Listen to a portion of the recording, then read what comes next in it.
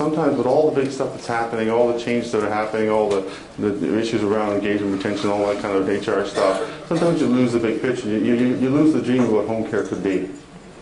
And I guess I want to tell you a story to maintain the dream. Because I had a dream once and I gave up on it. And I want to share with you how it came back to me. I was working in Ireland. I do some work in Northern Ireland with what they call the Troubles, the two sides of the coin, and work with the Troubles over there. And I had a great honor of going back here in November. And April 2005, I was doing some work with a colleague of mine, and he invited me up to this place called Castle Rock on the north coast of Northern Ireland. And it's a beautiful, windswept little village with a little cottage. It's called Castle Rock because there's an old ruined castle up on the moors, up on the mountain, on the hillside. And he said, "Would you like to go up to a hike up to the castle? I'd like to show you around and stuff like that." And I said, "Great." So we watched the Grand National Steeplechase. It's a big horse race over in the UK, and we had some fun with that. Then the next day we walked up to the castle, and the castle's kind of in ruins. But there's a temple. It's called the Musselton Temple. It's on the cliff face. It's right on the edge of the cliff. It's a big round rotunda building, probably just about half the size of this building, and it still has the glass in it. So it's a beautiful, this Roman architecture kind of thing.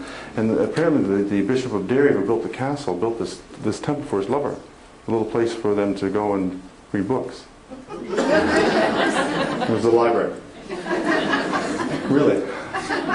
And so it's a beautiful place. It's really inspirational. Like, it's kind of empty. There's nothing in it. There's a broken floor tiles and stuff. And the wind rattles. And in the distance you can see Donegal on the west coast. And on a clear day you can see Scotland. And the North Sea is rolling. And it's right on the cliff edge. It's just a gorgeous, beautiful place. And very inspirational place. And I was walking around inside the temple with Tim and my buddy Tim. And I got this little inspiration. I just leaned down and picked up a floor tile.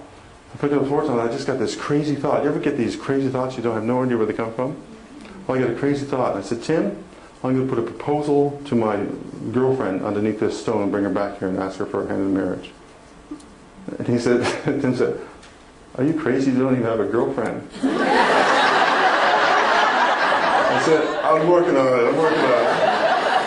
So I put the stone back. That was April of 2005.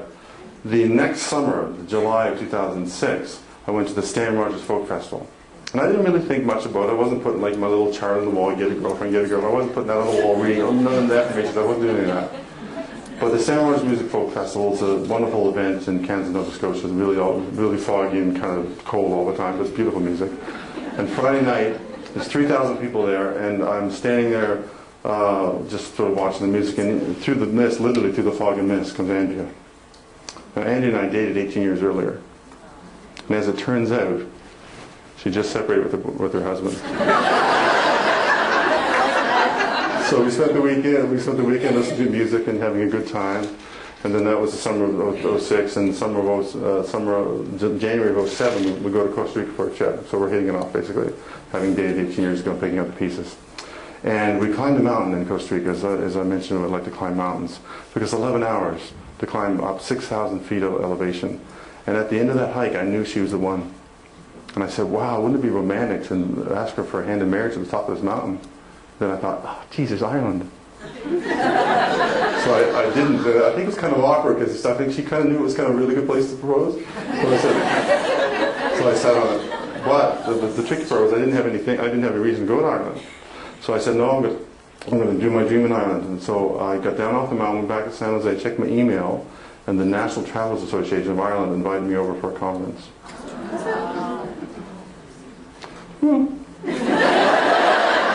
And I said, "Andy, would you like to go to Ireland?" And she said yes. So April of 2007, we fly all night to Ireland. We fly overnight to London and over to Belfast, and Andy's really tired, so she sleeps. And I stayed up to watch the Grand National Horse Race with my buddy Tim. And I checked with him, because I mailed him in February a photograph of Andy. I'm getting all emotional.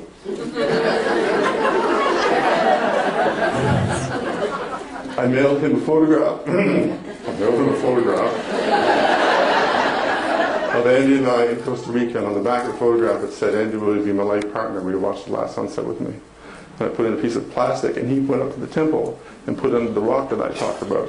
So I was sitting under the rock, and I said, "Tim, is everything said?"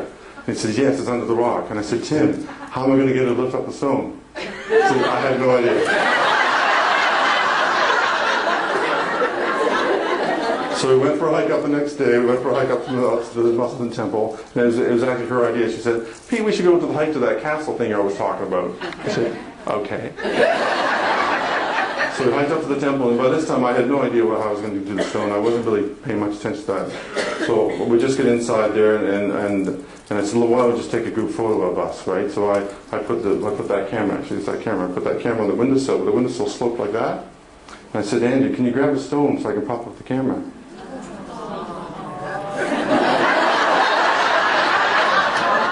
She reached down and picked up that floor top.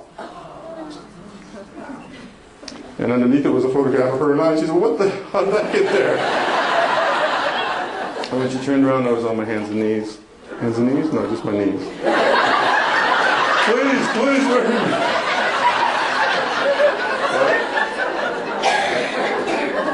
And we got married July the 7th of 707. We were the only couple in Canada getting married that day.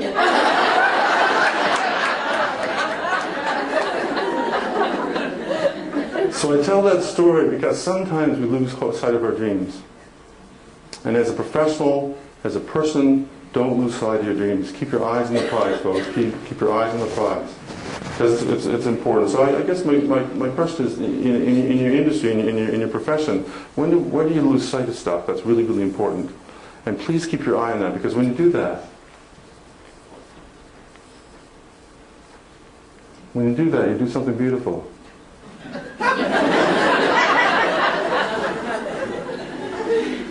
When you keep your eyes on the prize and keep your dreams alive, you keep focusing on it, even if you don't actually have to write it out every single day, it's really cool, because what you think about, you bring about. What you focus your energy on, folks, comes to you. If you focus your energy on how lousy things are, you're going to get lousy stuff. If you focus your energy on how beautiful things are, you're going to get beautiful stuff. If you focus your energy on how there's something really important to you out there that maybe you lost your dream and you want it back again, then go for it.